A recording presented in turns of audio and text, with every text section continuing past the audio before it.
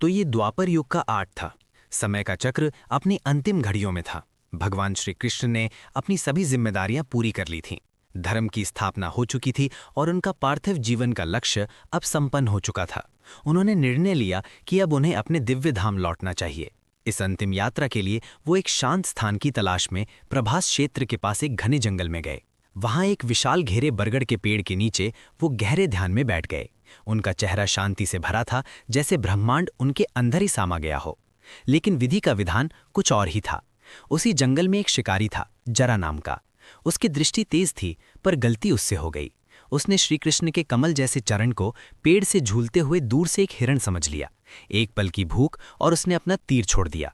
वो तीर सीधा भगवान के चरण में लगा और वो तीर लगते ही श्री कृष्ण, जिन्हें कोई शास्त्र छू नहीं सकता था, उन्होंने स्वयं अपने दिव्य अबोधि की यात्रा शुरू कर दी।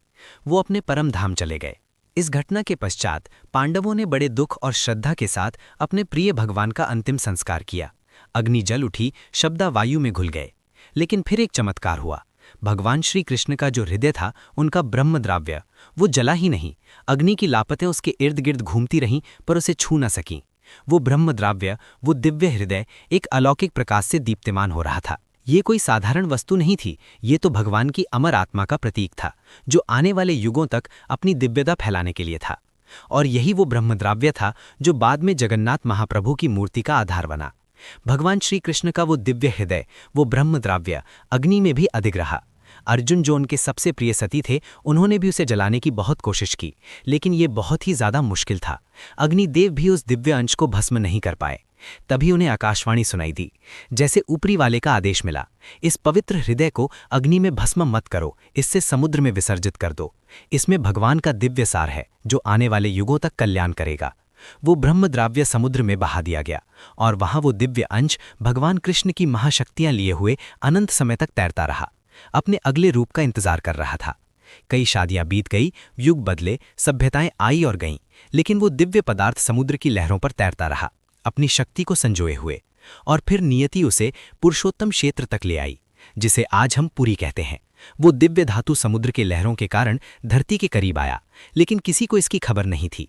वो एक राज बनकर, एक अद्भुत शक्ति बनकर समुद्र की गहराइयों में ही छिपा रहा, अपने सही समय का इंतजार करते हुए, जब राजा इंद्रदुम्ना की भक्ति उसे बाहर निकालेगी। बहुत साल पहले की बात है।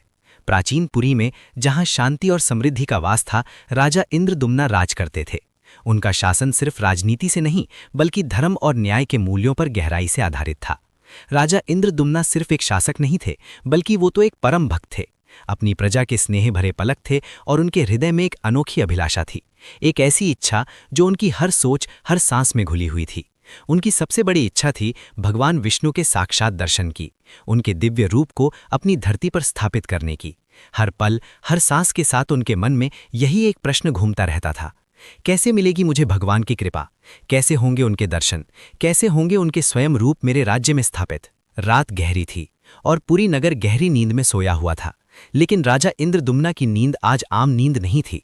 वो एक ऐसे लोक में प्रवेश कर रहे थे जहां स्वर्ग और पृथ्वी एक हो जाते हैं। एक रात राजा को एक अद्भुत स्वप्न आया। भगवान विष्णु स्वयं प्रकट हुए। उनकी दिव्य छवि से पूरा स्वप्न लोक प्रकाशित हो उठा। राजा इंद्रदुम्ना उन्हें देखकर निश्चल हो गए। उनकी आंखों में भक्ति और आश्चर्य का सागर उमड़ पड़ा। हे राजन इंद्रदुम्न, तुम्हारी भक्ति और श्रद्धा से मैं प्रसन्न हूं। तुम्हारी इच्छा अवश्य पूर्ण होगी। जागो मेरे प्रिय भक्त, तुम्हें समुद्र तट पर एक दिव्य दारू मिलेगा। ये कोई आम लकड़ी नहीं होगी, इसमें मेरी शक्ति का अंश होगा। इसी दारू से मेरे रूप का निर्माण होगा। 3 अद्भुत प्रतिमाएं जो दुनिया को मेरे आशीर्वाद का दर्शन कराएंगी। भगवान का संदेश राजा के हृदय में समा गया। ये सिर्फ एक स्वप्न नहीं था, ये तो एक दिव्य संकेत था, एक आशीर्वाद था जो उनकी लंबी इच्छा को पूर्ण करने की दिशा में पहला कदम था। जब राजा की आंख खुली तो उनका मन शांति और नए उत्साह से भरा था। अब उन्हें पता था कि उनकी खोज कहां से शुरू होगी। सुबह होते ही राजा इंद्रदुम्ना ने एक पल भी नहीं गंवाया। उनके मन में भगवान विष्णु का संदेश ताज़ा था और उनकी आंखों में एक नया तेज था। उन्होंने तुरंत अपने सभी मंत्रियों और सैनिकों को आदेश दिया, उस दिव्य दारों की खोज करो जो समुद्र तट पर मिलेगा। राजा का आदेश स्पष्ट था और फिर हर दिशा में खोज शुरू हुई। सैनिकों ने घने जंगलों को छाना, नदी किनारों की तलाशी ली और तटीय क्षेत्रों में कदम कदम पर ध्यान दिया। दिन हफ्तों में बदले, हफ्ते महीनों में बदले, लेकिन दारू का कोई निशान नहीं था। कुछ लोग निराश होने लगे थे, लेकिन राजा की श्रद्धा अधिक थी। और फिर जब सबसे ज्यादा निराशा छा रही थी, जब उम्मीद की किरण धीरे धीरे कमजोर पड़ रही थी, तब एक दिन समुद्र तट पर उन्हें मिला वही अद्भुत तेजस्वी दारू। ये कोई आम लकड़ी का टुकड़ा नहीं था, ये तो स्वयं प्रकाशित हो रहा था। उसकी दिव्यता उसके हर रेशे से झलक रही थी, मानो भगवान स्वयं उस रूप में प्रकाशित हुए हों। वही दारू जिसके ये राजा इंद्रदुम्ना ने इतनी लंबी खोज की थी, अब उनके सामने था, एक साक्षात दिव्य चमत्कार। क्षण भर में ही ये खबर तेजी से पूरे पुरी में फैल गई। हर दिशा से लोग दौड़े चले आए उस अद्भुत दृश्य को देखने जिसे राजा इंद्रदुम्ना ने स्वप्न में देखा था। और राजा जब स्वयं उस दारू के सामने पहुंचे, राजा इंद्रदुम्ना की आंखों में आनंद के आंसू थे। उनका हृदय भक्ति और कृतज्ञता से भर गया था। ये सिर्फ एक लकड़ी का टुकड़ा नहीं था, उनके लिए ये भगवान का साक्षात आशीर्वाद था, उनके सपनों का साकार होना था। ये वही दिव्य दारू था जिसका उन्हें स्वप्न में दर्शन हुआ था, वही अद्भुत दारू जिसके लिए उन्होंने इतनी कठिन खोज की थी, जिसके लिए उनकी प्रजा ने इतना परिश्रम किया था। भगवान ने उनकी प्रार्थना सुन ली थी। लोग झुंड के झुंड आने लगे, दारू के दर्शन करने, उसकी महिमा गाने। उनकी आंखों में भी आश्चर्य और भक्ति थी। कोई हाथ जोड़कर प्रणाम कर रहा था, कोई जमीन पर लेटकर दारू को नमन कर रहा था। भक्ति के गीत और स्तुतियां वातावरण में गूंजने लगती हैं। पूरी नगर आज एक दिव्य चमत्कार का साक्षी बन गया था। दारू के रूप में भगवान ने अपने भक्तों को अपना साक्षात आशीर्वाद दिया था।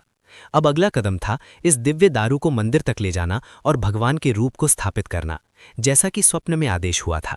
उस दिव्य दारू को बड़े ही सम्मान और उत्साह के साथ समुद्र तट से उठाकर नए मंदिर के नजदीक एक पवित्र निर्माण स्थल पर लाया गया। हवा में एक नया उत्साह था, एक प्रतीक्षा थी। अब क्या होगा? कैसे ये अद्भुत दारू भगवान का रूप लेगा? मंत्री जी, ये दारू दिव्य है, लेकिन इसे उखेरेगा कौन? कौन इतना निपुण शिल्पकार है जो भगवान के इस रूप को इस दारू से निकाल सके? महाराज, हमने सबसे बड़े शिल्पकारों को बुलवाया है, पर किसी में इतनी शक्ति और दिव्य दृष्टि नहीं दिखती। राजा और उनकी प्रजा चिंतित थीं, लेकिन तभी एक अद्भुत घटना घटी। एक वृद्ध शिल्पकार के रूप में भगवान विश्वकर्मा स्वयं आए, मानो स्वर्ग से उतर कर आए हों। उनके चेहरे पर ज्ञान और शांति का तेज था। विश्वकर्मा, जो स्वर्ग के महाशिल्पकार हैं, दारू ब्रह्मा से मूर्तियां बनाने के लिए राजी हो गए, लेकिन उनकी एक खास शर्त थी। उन्होंने कहा, मैं ये काम जरूर करूंगा, पर मेरी एक शर्त है। जब तक मैं इन मूर्तियों को पूरा नहीं कर लेता, मुझे पूरी तरह से अकेला रहना होगा। कोई भी किसी भी हालत में मेरी कार्यशाला का दरवाजा नहीं खोलेगा, जब तक मैं खुद बाहर आकर ये ना कहूं कि काम पूरा हो गया है। विश्वकर्मा ने आगे बताया कि उन्हें ये अद्भुत काम पूरा करने में 21 दिन लगेंगे।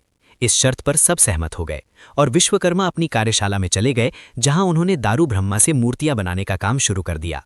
बाहर सब इंतजार कर रहे थे, उनके दरवाजे खुलने का और भगवान की मूर्तियों के प्रकाशित होने का। दिनों दिन उस कमरे के अंदर से मूर्ति बनाने की आवाजें गूंजती रहीं, कभी चीने की लयबट ठक, तो कभी आरी की रगड़। लेकिन जैसा कि निर्धारित समय समाप्त होने वाला था, विश्वकर्मा के काम की आवाजें अचानक शांत हो गई। दिन गुजरते गए और कार्यशाला में गहरी चुप्पी छा गई। रानी चिंता और उत्सुकता से व्याकुल घबरा गईं। उन्हें डर था कि कहीं उस बूढ़े शिल्पकार को कुछ बुरा तो नहीं हो गया, कहीं वो अंदर बीमार तो नहीं पड़ गए, या उनकी मृत्यु तो नहीं हो गई। राजा इंद्रदुम्ना को शुरू में तो संकोच हुआ कि वो उनकी शर्त ना तोड़ दें, पर रानी के जिद और उनकी सच्ची चिंता ने आखिरकार उन्हें मना लिया। डर और उन मूर्तियों को देखने की तीव्र इच्छा से प्रेरित होकर राजा इंद्रदुम्ना ने दबाव में आकर निर्धारित समय से पहले दरवाजे खोलने का हुक्म दे दिया। जैसे ही दरवाजा खुला, कमरे में गहरी चुप्पी छा गई। सभी हैरान थे। विश्वकर्मा कहीं भी नहीं थे, वो बिना किसी निशान के गायब हो गए थे। जितनी रहस्यमय तरीके से वो आए थे, और वहां कार्यशाला के अंदर अधूरी मूर्तियां खड़ी थीं। भगवान जगन्नाथ, बालाभद्र और सुभद्र अपने खास अधूरे रूप में। उनके हाथ पैर पूरे नहीं थे और उनके चेहरे पूरी तरह से बनाए नहीं गए थे। राजा इंद्रदुम्ना का दिल टूट चुका था। उन्हें अपने किए हुए वादे का गहरा पश्चाताप था। उनके मन में एक ही बात थी, उन्होंने एक बड़ा पाप किया है। जिन मूर्तियों को उन्होंने बनाने का संकल्प लिया था, वो अब अधूरी थीं, पूजा के योग्य नहीं लग रही थीं। राजा को डर था कि उनकी इस गलती का बोझ उनकी प्रजा पर भी पड़ेगा। लेकिन जब राजा इस गहरे दुख में डूबे हुए थे, तभी भगवान विष्णु ने एक दृश्य में दिखाई दिए। भगवान ने बड़े ही आश्वासन भरे शब्दों में राजा को समझाया। उन्होंने कहा कि ये जो अधूरे रूप थे, वो उनकी इच्छा और उनके स्वभाव का एक अनोखा प्रतिनिधित्व थे। भगवान ने कहा कि हे इंद्रदुम्ना, तुम्हारी मानव बुद्धि मेरी पूरी व्याख्या नहीं कर सकती। मैं समस्त ब्रह्मांड में व्याप्त हूँ और मेरा रूप इतना विशाल है कि कोई भी मानव शरीर या मूर्ति मुझे पूरी तरह से दर्शा नहीं सकती। मैं तुम्हारी सोच से परे हूँ, मेरे रूप की कोई सीमा नहीं है। भगवान के इन शब्दों ने राजा को हैरान कर दिया। उन्हें एहसास हुआ कि वो भगवान को एक सीमित रूप में देख रहे थे, जबकि उनकी वास्तविकता असीम थी। फिर भगवान ने आगे बताया, जो मूर्तियां तुम्हें अधूरी लग रही हैं वो केवल एक दृष्टिभ्रम है। मेरा वास्तविक तत्व, मेरा ब्रह्म पूर्ण रूप पूर्ण और संपूर्ण है। ये अधूरापन तो केवल एक दिखावा है ताकि मानव जाति मेरी असीसीन शक्ति को समझ सके। मैं अपने दिव्य रूप में हमेशा पूर्ण रहता हूँ। राजा के इन वचनों को सुनकर राजा इंद्रदुम्ना की आंखों में आंसू आ गए। उनका सारा डर, सारी चिंता एक पल में गायब हो गई। उन्हें समझ आया कि भगवान की दिव्यता उनके रूप तक सीमित नहीं है। सबसे महत्वपूर्ण संदेश देते हुए भगवान ने कहा, हे राजन, इन अधूरे रूपों के माध्यम से मैं मानवता को ये सिखाता हूं कि हम सबको अपने और दूसरों की कमियों को स्वीकार करना चाहिए। तुम्हारी तरह ही हर मानव में कुछ ना कुछ अधूरापन होता है, कुछ कमियां होती हैं, लेकिन मेरी कृपा इन सब सीमाओं को पार कर जाती है। मैं सबको उनकी कमियों के साथ भी अपनाता हूं। मेरी भक्ति में कोई दोष नहीं होता, सिर्फ प्रेम होता है। भगवान के इन वचनों को सुनकर राजा इंद्रदुम्ना की आंखों में आंसू आ गए। उनका सारा डर, सारी चिंता एक पल में गायब हो गई। उन्हें समझ आया कि भगवान की दिव्यता उनके रूप तक सीमित नहीं है। सबसे महत्वपूर्ण संदेश देते हुए